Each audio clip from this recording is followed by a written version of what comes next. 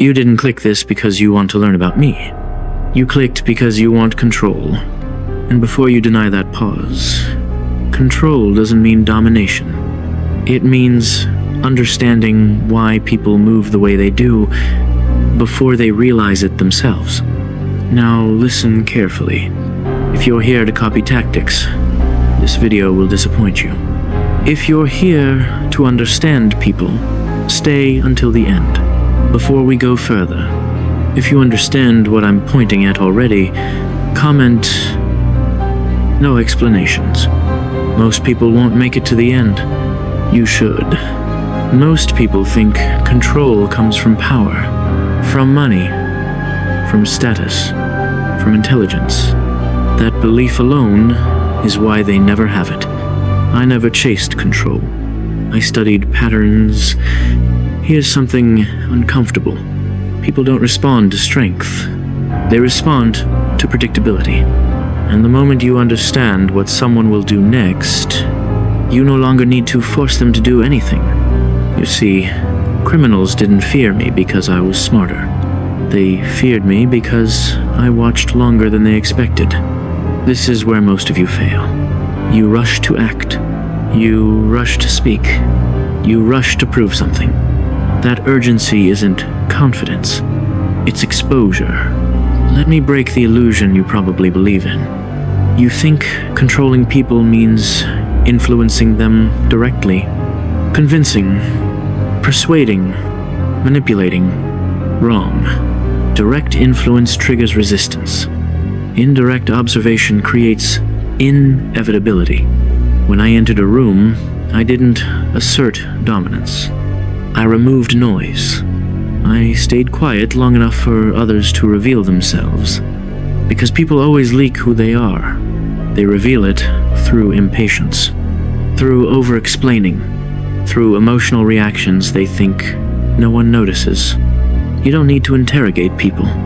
You need to let them talk when they think silence is uncomfortable. This is the first real rule of control. Whoever is comfortable with silence controls the frame. Now here's the part most people misunderstand about me. I didn't hunt Kira. I studied humanity under pressure. Fear makes people sloppy. Ego makes them predictable. Kira believed fear would reshape the world. I knew fear only accelerates mistakes. And this is where I need you to pay attention. If you're trying to control outcomes, you will lose. If you study behavior, outcomes follow naturally. Think about your own life.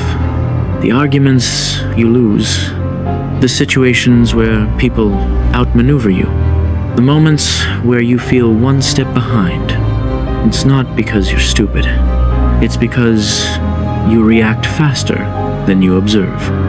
Let me challenge your self-image for a moment. You probably think you're self-aware. Most intelligent people do. But self-awareness without external awareness is just introspection. It doesn't give you leverage. I never trusted my assumptions. I tested them. I watched how people behaved when they thought no one was measuring them. That's when truth appears. Here's a pattern you should never ignore. People act differently when they believe they're winning. Confidence exposes habits. Victory reveals arrogance. Arrogance creates openings. That's why I never rush to end things early. Time is not wasted when it's used to collect certainty. If you want real control, stop asking, how do I influence this person? Start asking, what does this person do when they feel safe? That answer tells you everything. Now let's address something directly. Some of you want to be me. That's the wrong goal. I wasn't powerful because of my intelligence. I was powerful because I distrusted my intelligence enough to verify everything. Smart people assume. Controlled people confirm. And this is where the shift happens. Control is not domination. It's anticipation. When you know someone's next move before they do, you don't need authority. You don't need intimidation. You don't even need influence. You simply step aside and let their nature do the work. This is why loud people lose long games. This is why emotional people expose leverage. This is why those who rush to prove strength rarely have it. And if this is starting to make sense, stay with me, because this is where most viewers leave and miss the point entirely. The most dangerous person in the room is not the strongest. It's the one who hasn't shown their hand. I never revealed certainty until the outcome was already decided. Good. This needs to slot into the middle without feeling like an add-on. There's another misconception you probably carry without realizing it. You think control means being unreadable. That's only half true.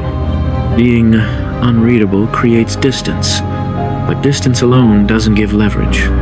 What actually works is selective visibility. I never hid everything. I revealed just enough to let people build the wrong model of me. Humans hate uncertainty, so they fill gaps themselves. And the conclusions they reach are almost always shaped by their own flaws. An arrogant person assumes arrogance. A manipulator expects manipulation. A liar looks for lies. That's not coincidence. That's projection.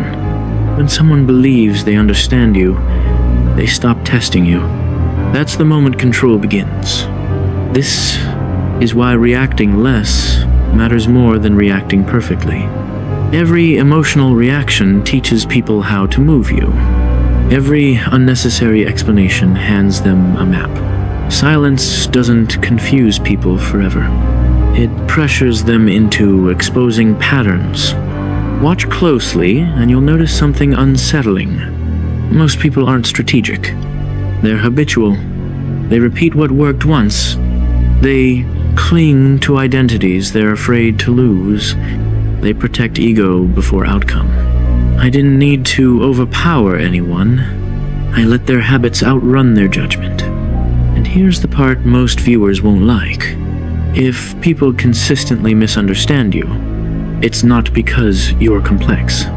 It's because you overcorrect. You explain yourself too early. You defend intentions that were never questioned.